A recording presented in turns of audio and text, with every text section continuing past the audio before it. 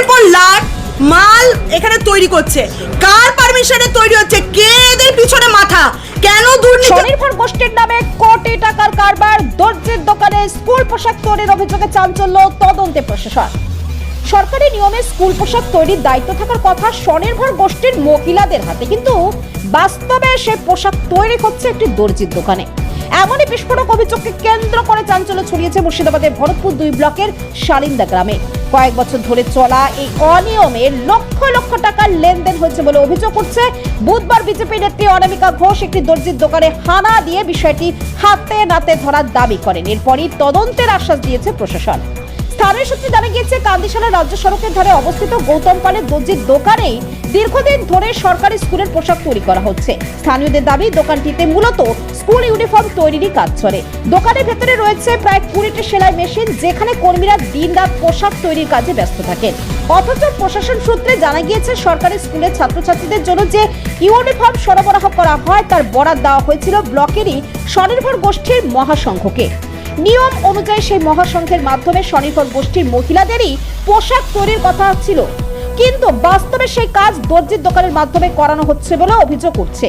জানা গিয়েছে, তৈরি হওয়া ইউনিফর্ম পরে বিভিন্ন স্কুলে সরবরাহ করা হয়। স্থানীয়দের অভিযোগ, ভরতপুর 2 ব্লকের কোনো স্বনির্ভর গোষ্ঠী সরাসরি এই পোশাক তৈরির কাজে যুক্ত নয়। উল্লেখ্য, গত বছর 26শে ডিসেম্বরও এই একই অভিযোগে একটি প্রতিবেদন প্রকাশিত হয়েছিল। সেই সময় প্রশাসনের পক্ষ থেকে হস্তক্ষেপের কথা বলা হলেও অনিয়ম বন্ধ হয়নি বলে দাবি স্থানীয়দের। বুধবার বিজেপির বহরমপুর সাংগঠনিক জেলা সাধারণ সম্পাদিকা অনামিকা ঘোষ দলবল নিয়ে ওই দোকানে পৌঁছে পরিস্থিতি খতিয়ে দেখেন। পরে তিনি ভরতপুর 2 ব্লকের বিডিও অনল সরকারকে বিষয়টি জানান। খবর পেয়ে ব্লক প্রশাসনের প্রতিনিধি সামিরুল হক ঘটনাস্থলে পৌঁছে তদন্ত শুরু করেন। সামিরুল হক বলেন, স্কুল পোশাক তৈরির কাজ স্বনির্ভর গোষ্ঠীর মহিলাদের করার কথা, এখানে অন্যভাবে কাজ হয়েছে বলে অভিযোগ উঠেছে। মহাসংঘের কোনো ভূমিকা রয়েছে কিনা তা খতিয়ে দেখা হবে। পুরো বিষয়টি তদন্ত সাপেক্ষ। বিজেপি নেত্রী অনামিকা ঘোষের অভিযোগ, বহু বছর ধরে এই অবৈধ কারবার চলছে। আমরা হাতে নাতে বিষয়টি ধরেছি। লক্ষ লক্ষ টাকার অনিয়ম হয়েছে বলে অভিযোগ। এর পেছনে কোনো বড়সড় চক্র কাজ করছে বলে আমার ধারণা। অন্যদিকে দোকানের মালিক গৌতম পাল অভিযোগ অস্বীকার না করে বলেন যে, স্বনির্ভর গোষ্ঠীর মহিলাদের থেকেই আমি কাজ বরাত নিয়েছিলাম, তাদের জন্যই পোশাক তৈরি করছি। এখনো প্রায় 38 লক্ষ টাকা পাওনা রয়েছে। ঘটনার জেরে এলাকায় ব্যাপক চাঞ্চল্য ছড়িয়েছে। প্রশাসনের তদন্তে কি তথ্য সামনে আসে এখন সেদিকেই নজর সকলের। লিগ্যাল ভাবে মানে এসএসজির কাজ করা হয়, তো সেখানে আমার হঠাৎই গাড়ি থামানো এবং এখানে ঢুকে পড়া এবং দেখলাম যে ঘটনাটা সত্যি।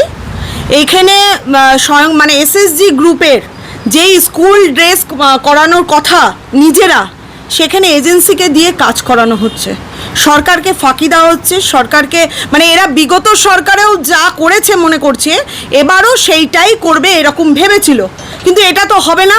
আমাদের সরকার এইগুলো প্রশ্রয় দেবে না, এটা আমরা বলেছি এবং এইখানে দাঁড়িয়ে সেটা আমরা হাতে নাতে ধরি, সংবাদ মাধ্যম আপনাদের সামনে তুলে ধরি এবং এখান থেকে আমরা বিডিওকে ফোন করি এবং ওসিকে বিষয়টা জানাই এবং সে মতো সিআই সাহেব এলেন এবং আপনাদেরকে বিবৃতি দিয়েছেন। আমি এইখানে আমি পরিষ্কারভাবে বলতে চাই যেন এটা সঠিক তদন্ত হয়। যে এইখানে কাজ করেছেন তার 38 লক্ষ টাকা নাকি এখনো বাকি আছে। তিনি বলছেন, দিদি আমি পেটের দায়ে এটা কাজ করছি, উনি স্বীকারোক্তি দিয়েছেন। তা আমার কথা হলো, এই গরিব মানুষের টাকা কে বা কারা মারছে এবং কেন তাদেরকে ইল্লিগালভাবে তাদেরকে কাজ দিয়ে তাদেরকে ফাঁসানো হচ্ছে? ইনি তো মেন দোষী না, যে কাজ দিচ্ছে স্বয়ম্বর গোষ্ঠীর যে নেত্রীরা কাজ দিচ্ছে, দোষ হচ্ছে তাদেরকে ধরতে হবে যে তারা কেন, মানে পূর্ববর্তী সরকার যখন ছিল তারা যে কাজ করেছে, এখনো যদি মনে করে সরকার চেঞ্জ হওয়ার পর এখনো সে কাজ করবে, সেটা হতে দেওয়া যাবে না এবং সেটা হবে না। অন্তত এই একই জায়গায় বিগত তৃণমূল সরকার থাকার সময় একবার মিডিয়াতে প্রচার হয়েছিল, তারপরেও এই ধরনের কার্যকলাপ। সেই কারণে আমি খবর পেয়েই তো আমি এখানে আসি এবং যেটা এইটা বন্ধ করতে হবে বলেই তো এখানে আসা। জিরো টলারেন্স, যেখানে আমাদের মানে আমরা যেখানে বলেছি সেখানে জিরো টলারেন্সই হবে, সে যেই হোক এখানে। এই কারণে হচ্ছে আমরা চাই সঠিকভাবে ন্যায় হোক। এখন যেই কাজ, এই লোগোগুলো এখন উঠিয়ে এখন তারা পকেট শুধু বসাচ্ছে, কারণ এখন যেহেতু কোনো লোগো হয়নি তাই বিশ্ববাংলার লোগো উঠিয়ে এখন সাদা পকেট করছে।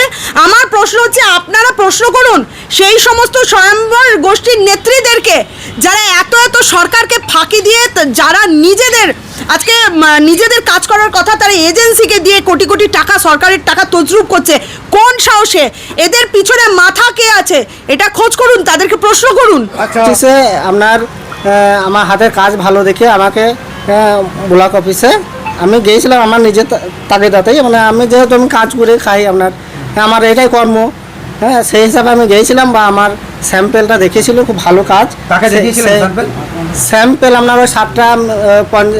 ওই সাতটা পঞ্চায়েতের সংঘের মেয়েরাই ছিল, কেউ দুজন ছিল, কেউ একজন ছিল, এরকম করে ছিল, কেন দেখেছিল। প্লাস আপনার আরও কিছু কর্মী ছিল, সবাইকে আমি ঠিকমতো চিনি না, হ্যাঁ। আর আগের সরকার থাকতেই এই কাজটা আমাকে দিয়েছিল, হ্যাঁ। তারপরে আপনার 24-25-এ আমাকে কোনো লিখিত করে দেয়নি, কিন্তু আমি ড্রেসটা ওনাদেরকে ডেলিভারি দিয়েছি, তা সেইটা লিখিত করে নিয়েছি, সেটা আপনাদেরকে পুরো দেখালাম, হ্যাঁ। এবার এই বারবার আমি টাকা চাইলে পরে আমাকে বলে যে আপনার সঙ্গে কত রেট হয়েছিল, হ্যাঁ। আমি ওই একটা ফুল প্যান্ট, একটা ফুল শার্ট, একটা ছাত্র, আমি বলি একটা ছাত্রর আপনার একটা ফুল প্যান্ট, একটা হাফ প্যান্ট, আর একটা ফুল হাতা জামা, একটা হাফ হাতা জামা, আর ছাত্রীদের ওরকম দুটো সেটই, মানে টিউনিট সেট বা চুড়িদার সেট, যাই হোক, দিয়ে আমার এভারেজ টোটাল রেট হয়েছিল 132 টাকা।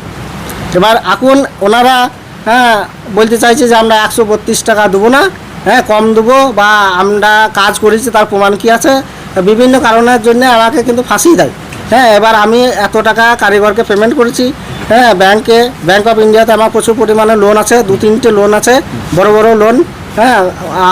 আবার এসএসজি গ্রুপে লোন আছে, হ্যাঁ, প্লাস সোনা বাঁধা দেওয়া আছে, দিয়ে আমি কভার করি। কত টাকা পাবেন আপনি? আমি এখন বর্তমানে হিসাব করে 38 লাখ প্লাস। কি বলছেন ওরা টাকার ব্যাপারে?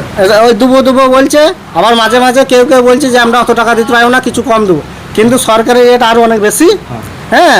আমি তো শুধু কাজের মজুরিটাই পাই, হ্যাঁ, বা কাজ করে আমার সামথিং লাভ হয়তো 38 লাখ কাজ করে, হ্যাঁ, আপনার হয়তো 2-2.5 লাখ টাকা আমার লাভ হবে, হ্যাঁ। আর বাকিটা তো আমাকে সবই পেমেন্ট করতে হচ্ছে, হ্যাঁ, আমার নিজের টাকা থেকে।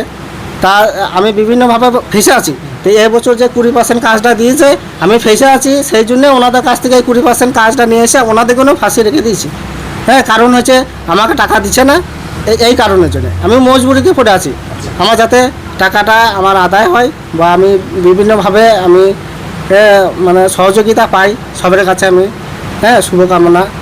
আচ্ছা, আপনার মনে হয়নি যে বিডিও অফিস থেকে যদি আমি না কাজ পাই তাহলে পেমেন্টটা আমি ঠিক মতো পাবো না? হ্যাঁ, মনে হচ্ছে, কিন্তু আমি কি করব, আমি মজবুরিতে পড়ে আছি। কি নাম আপনার?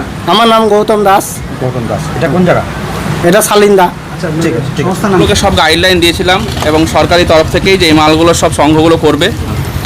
এখানে আপনারা আমি জাস্ট এখন দেখলাম যে এই ফেব্রিকগুলো এনার কাছে আছে, আমরা এখন এগুলোকে সিজ করব, সিজ করে ব্লকে নিয়ে যাবো এবং আমাদের সংঘ রেজিস্টারগুলো দেখতে হবে কার কাছে মাল কোথায় কত কী আছে, এবং আমাদের ব্লকের তরফ থেকে কত পেন্ডিং আছে, কার কাছে কত জামা আর কি, কারণ এগুলো তো পুরনো বছরের, কারণ এগুলো তো কারেন্ট ইয়ারের নয়, ফলে পুরনো বছর যেহেতু আমাদের রেজিস্টারগুলো দেখে ক্লিয়ার করতে হবে যে কার মতো মাল কত আছে, এবং উনি যেটা বলছেন তার সত্যতা কতটা আমরা এনকোয়ারি করে সেটা আমরা রিপোর্ট তখন সাহেব, উনি অভিযোগ করলেন যে আপনাদের মানে যিনি দায়িত্বে আছেন, সঙ্গে দায়িত্বে মানে আছেন, তিনি আপনাদের ব্লকের যিনি দায়িত্বে আছেন তিনিও নাকি এই কাজটা দেওয়ার সময় উপস্থিত ছিলেন। আচ্ছা, আমি এই মুহূর্তে বলতে পারছি না, কারণ আমরা নিজেরাও নতুন এসেছি, ফলে আমরা দেখে ওটা পরে জানাবো। আচ্ছা, এই মুহূর্তে বলতে পারছি বিডিও অফিসে কি এইরকম সরকারি না, এরকম কোনো কিছু নেই, এবং আমার মনে হয় না যে এই জিনিসটা উনি যা ক্লেম করছেন এটা সত্যি। আমার কতটা সত্যি আমি জানি না, তবে আমাকে এনকোয়ারি করে আমি সব কিছু বলতে পারবো। পেমেন্ট 2 বছর থাকতে পারে, পেমেন্ট থাকতে পারে না এরকমভাবে আটকে।